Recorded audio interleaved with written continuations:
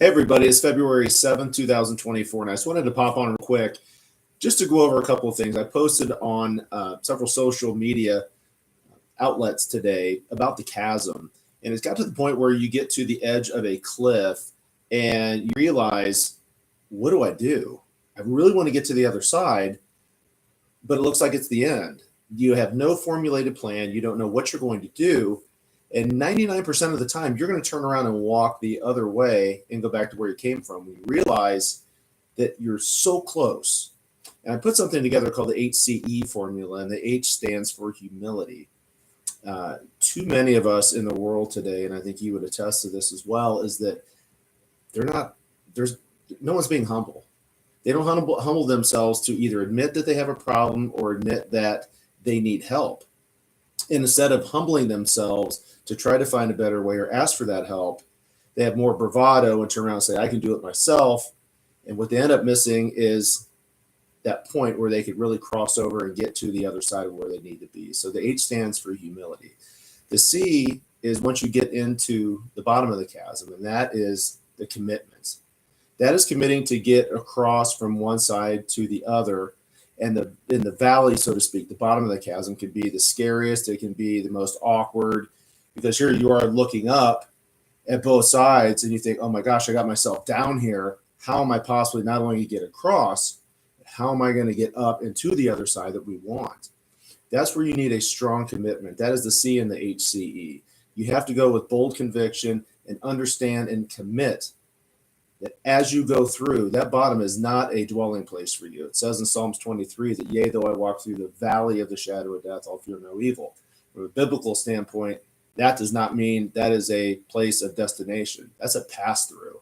You need to understand the times that you're in that valley and you're in that chasm, that does not need to be a permanent place for you. You need to resolve and commit to getting through it. And the E is the escalation. Once you go in humility, you lower yourself down in humility to ask for that help, commit to something different. You commit to all the way through.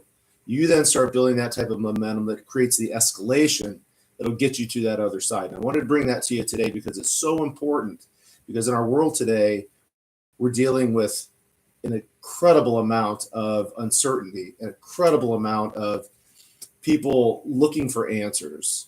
They want that deep desire. Why? Because innate in each one of us, there's three things. I don't care who you are, since the beginning of time: to be loved, accepted, and appreciated. It doesn't matter if it comes to your job, or it comes to your family, whether it comes to your personal resolve, relationships, it doesn't matter. Those three things are factory installed. It's innate in each one of us.